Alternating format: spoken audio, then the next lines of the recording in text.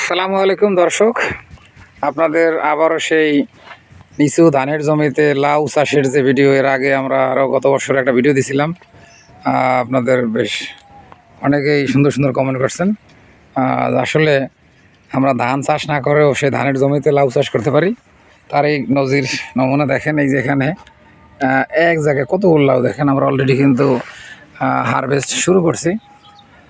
আর লাউ কিন্তু আসলে ক্লোজ করে দেখালে বোঝা যায় যে দূর থেকে দেখেন যে প্রচুর লাউ ধরে আছে।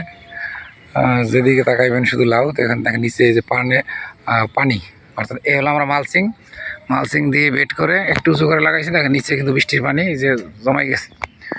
এখানে মূলত ধান চাষ হয় এই সমস্ত জমিতে। আমরা সেই ধানের জমিতে লাউ চাষ করছি।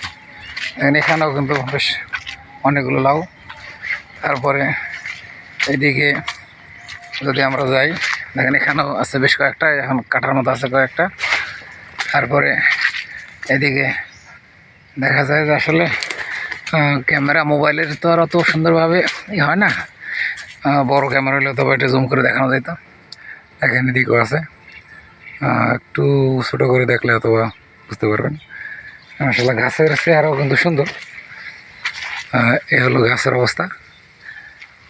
তো গাছ মাশাআল্লাহ অনেক ভালোই আছে, আর রোগ পোকা নাই বললেছিল। দেখেন কোনো মাছি পোকা যে আলটাল দিয়ে এরকম কোনো ফুল ফুটানোর মনে করার সুযোগ নাই বললেই চলে। এখন পাশেই আমার শশা ক্ষেত ছিল, করলা ছিল, তো ওই সময় আমরা সেরকম ফাঁদ ইউজ করছিলাম, ওইটার কারণে অথবা পোকার পরিমাণটা একটু কম, তো ওই কারণে অথবা কম মনে হয় ডিস্টার্ব করে।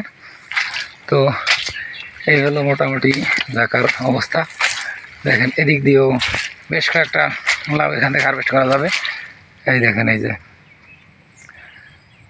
অনেকগুলো লাউ কিন্তু এখানে সামনে পিছনে অনেকগুলো আছে। তো দর্শক, এরকম নিচু জমিতে যদি আপনারা চাষ করতে চান, তাহলে আমাদের চ্যানেলের সাথে থাকলে হয়তো নিত্য নতুন ভিডিও পাবেন, কীভাবে চাষ করবেন পদ্ধতিও জানতে পারবেন ইনশাল্লাহ। তো আল্লাহ তাআলা সবাইকে ভালো রাখুক, সুস্থ রাখুক, এই প্রত্যাশায়। আসসালামু আলাইকুম রহমতুল্লাহি ওয়া বারাকাতুহু।